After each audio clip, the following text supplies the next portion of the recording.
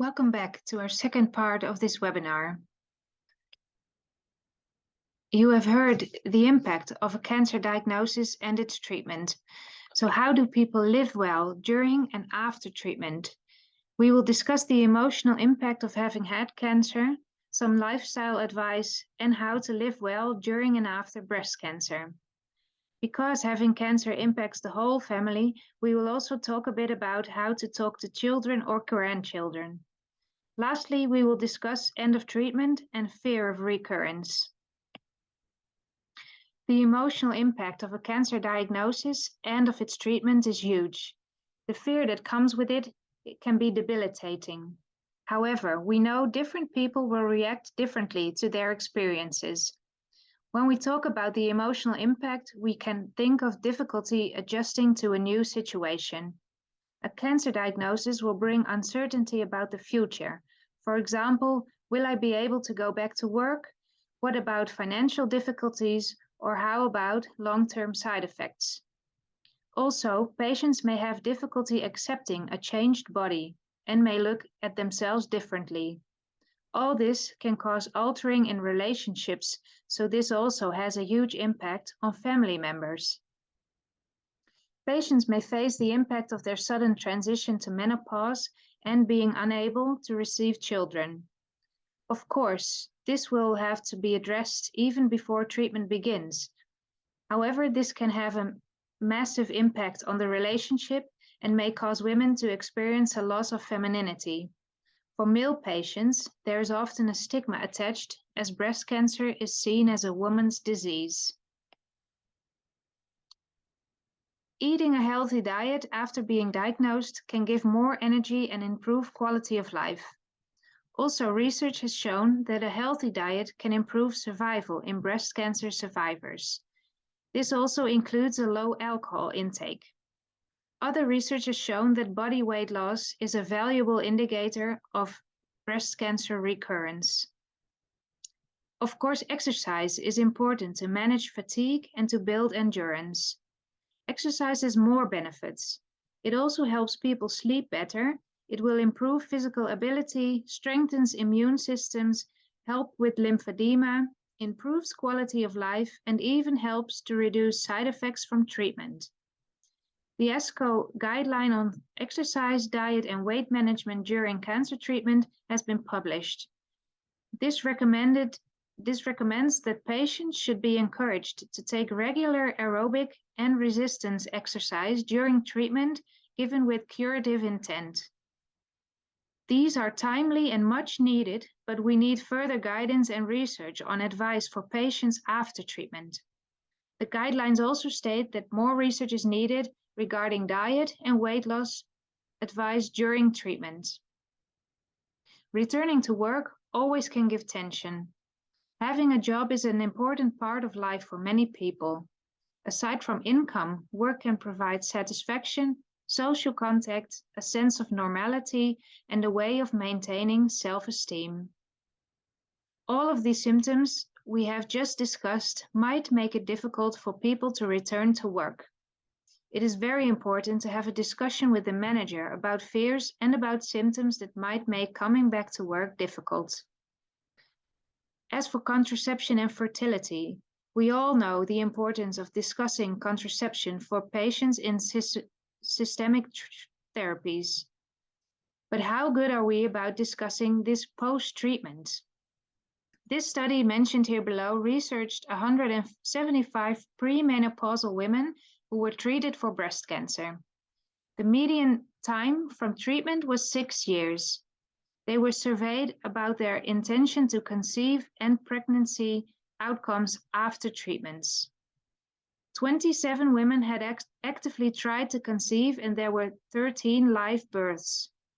What was unexpected was that there were 12 unintended pregnancies, which led to 7 terminations of pregnancy. Worryingly, of the 111 women who did not want to conceive, only 36 were using contraception, as they did not think they could get pregnant. So it is important for us to think about the need for long-term contraception with patients following cancer treatment. For more information, you can look at the ESMO guideline on cancer, pregnancy, and fertility. People may struggle with what, how, when, and if to tell their children or grandchildren about their cancer diagnosis. People may be afraid of frightening children or be concerned about how to deal with their response. Research suggests that open communication with children about cancer reduces anxieties about what is happening and builds trust. You may find these general tips helpful to discuss with your patients if they are worried about talking to children. Listen carefully to what they say and try to imagine the situation from their point of view. Encourage them to ask questions and to be honest about how they are feeling and that they can always talk to them. Look for signs that they might be anxious or worried and try to reassure them. Sometimes children try to hide their feelings. Give them plenty of hugs and reassurance if appropriate. It can be very helpful to let a child's school know what's happening so they can offer support and understand any behavioral changes. It is helpful to understand how children of different ages will interpret and understand information about illness. Very young children are unlikely to know about cancer, but they can sense when something is wrong. Children often think disruption in the family is a result of their behavior and might blame themselves. It is important to reassure them that they have not done anything wrong. Using usual language, for example, the words the child normally uses for breasts or feeling unwell, can aid understanding. Simple explanations, for example, having a bad lump that will be removed at the hospital, can be helpful. Children may communicate feelings with drawings and play. Parents can use play, drawings, and books to help talk to children about how they feel and to talk about treatments. We will show a couple of examples later on. It is important to find out what a child of 6 to 8 years old knows about cancer already, as they may have misunderstanding. Children in this age group can still think that they may be responsible for a parent's illness. They may be aware of people who have died from cancer, or may be aware of different types of cancer or treatments. It can be helpful to tell the child what has happened and what the doctors can do to make it better. With this, it is important to ask the child what they would like to know, as it may not be what the parents think. Most children understand that medicines make people better, so they may struggle with understanding the side effects of chemotherapy, as may worry that things are getting worse. Let children help and feel useful can be therapeutic. Older children can interpret information and understand cause and effect. They may express their worries and concerns through anxieties about leaving their parent and may not want to go to school. They are likely to have better insight into the long-term implications of a cancer diagnosis and its treatments. Some children may display mood swings. They may seem more mature or show signs of being more childlike or dependent. They may want to help take care of their parent during their treatment. Most teenagers know or think they know about cancer. They will have heard talking about it or seen it on TV or social media coverage. They may not know specifically about breast cancer, and discussions about early breast cancer and treatment intent can be useful. They may want to find out more about breast cancer and its treatment, and parents and nurses can play a role in signposting them to good quality information. They may be worried about their own risk of developing breast cancer in the future. Teenagers are easily embarrassed and may be worried about how a parent may look following surgery or during chemo. Teenagers often seek independence and waiting to spend more time with friends. They may be torn between wanting to help and support their parent and dealing with the pleasures of teenage life whilst having fun. So these are some of the resources that have been developed to help parents talk to their children and to facilitate conversation. These are a few examples. You can look in your own country for books. Now, with all that we have discussed, how can people live well after cancer? There are some tips to discuss. Menopausal symptoms caused by treatment can affect daily life, confidence, and self-esteem, as we have discussed. It improves quality of life significantly if there is something to be done. So tell your patients to discuss these symptoms with their GP. Many patients experience pain, even years after treatment. They have to know it is important to have this assessed and treated correctly. Many patients worry about the future, about breast cancer returning. Patients should be aware of symptoms that they should report. This also helps to manage feelings of uncertainty. We will go into this a bit later. When regular hospital appointments stop, some patients may feel isolated or anxious. There are support groups available to help patients move forward from this. After chemotherapy, the hair will grow back. This can be an exciting thing, but for some patients, hair regrows differently. A hair salon can help these patients style and cut it. This will also help grow self-esteem and confidence and will support patients in dealing with a changed body image. Like we already said, exercise is key during and after treatment for breast cancer. It helps to reduce fatigue and to regain a sense of control. Exercise can be done on their own, but also in a group or with guidance of a physiotherapist. When patients experience fatigue, it can help to keep a diary to see patterns in energy levels in order to plan activities a little better. Again, eating well during and after treatment is very important. A healthy and balanced diet has also shown to have a range of health benefits. Knowing that other people face the same things can help a patient feel less isolated. So patient organizations can help in finding each other and learning from each other's experiences. After treatment is finished, it is important to have regular appointments for follow-up to monitor health, side effects, and to check for reoccurrence. This is also a place to discuss concerns that people might have or pose questions about lifestyle adjustments.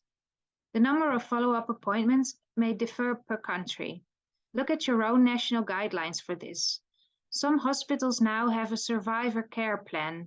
This is a way to improve communication between the patient, the family, and the healthcare professionals. Also very important for patients to have information about the numbers they can call when there are concerns and to discuss programs and services that are available for support. People are often very worried about how they will be monitored after treatment. ESMO guidelines suggest 3 to 4 monthly appointments initially and gradually decreasing frequency over time. Follow-up models vary across Europe, so check your own country. Annual mammography for women who have breast tissue for at least 5 years is standard in some countries. In some countries, women are not seen regularly in clinic, but continue regular mammograms in remote surveillance programs. It is important that women and their primary care doctors are educated about signs and symptoms they should report to the hospital and that there are systems in place for women to be seen quickly if they develop a symptom or concern. It is very common for patients to experience further and sometimes more psychological disturbance once treatment finishes. The literature clearly describes patients feeling abandoned and lost after treatment finishes. Most breast cancers will not recur, but human nature, again, means that people will worry that their cancer will come back. We know that at least 50% of patients will develop anxiety or depression that would benefit from treatment after a breast cancer diagnosis. Some women find that they feel overwhelmed when treatment finishes and struggle to make sense of what has happened to them. Others are paralyzed by fear of recurrence and this impacts their recovery after treatment. This can impact on the ability to return to work and can have negative effects on relationships with partners and family and friends. So we know people are worried about this. How can we help? It is important that we talk openly about the risk of recurrence with some individuals. Some people's risk of recurrence will be much higher than others, and we need to be realistic about this. Some people with DCIS are terrified on recurrence, and talking to them about the nature of their cancer and that it is not invasive disease that cannot spread can be helpful in addressing their particular concerns about recurrence. People with invasive disease will also have different risks of recurrence, but it is important that we talk about signs and symptoms to report that they may be of concern, whilst acknowledging that people will experience all the same aches and pains, headaches, coughs, etc., that they would have had before cancer. But human nature means that they will worry about them more.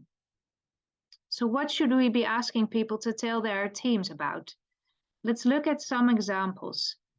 If somebody has noticed back pain for a couple of weeks that has not gone away, is not relieved by simple painkillers, and may be worse at night, then they should mention this to their doctor or specialist nurse.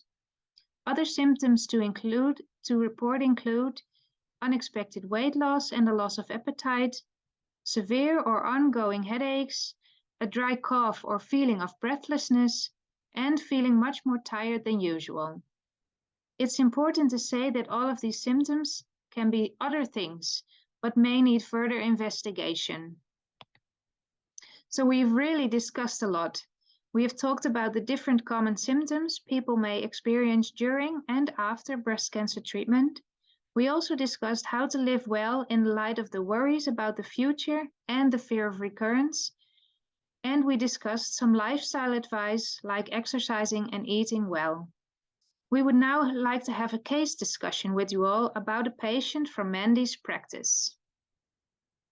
So I'd like to introduce you to Maria.